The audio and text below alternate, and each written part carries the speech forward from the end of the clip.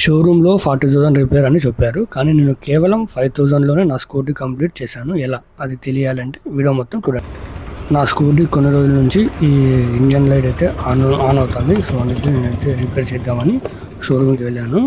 So అక్కడైతే వాళ్ళు 40,000 అవుతుందని చెప్పారు. సో నాకు అక్కడ ఎందుకో ట్రస్ట్ లేక నేను బయట లోకల్ వాళ్ళు ఉంటారు కదా, సో మెకానిక్ వాళ్ళకైతే ఇచ్చాను. సో ఎన్నైతే మాకు తెలుసు అనమాట, మా మామ ఫ్రెండ్. సో ఇక్కడికైతే వచ్చాను.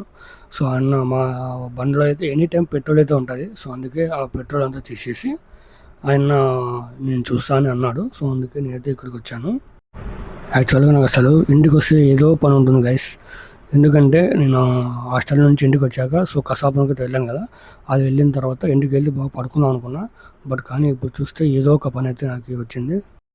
చూడండి గైస్, ఇదైతే నా బండిలో పెట్రోల్. ఇది వచ్చేసి E20 పెట్రోల్ అనమాట. E20 పెట్రోల్ వేస్తే మన BS6 బండిలోకి మనకి బండి అయితే చెడిపోతుంది. బట్ కానీ ఇప్పుడు వచ్చే పెట్రోల్ అంతా అదే ఉంది కాబట్టి మనం ఏం చేయలేం. సో అలా అయితే ఇంకా బండి రిపేర్ అయింది. సో అన్నకు వచ్చేసి 5,000 అమౌంట్ వేసాను అనమాట. ఇంక వేసేసి మన బండి రిపేర్ చేయించుకొని ఇంటికైతే వెళ్ళిపోయా. ఓకే గైస్, ఈ వీడియో అయితే అంతే. Bye guys.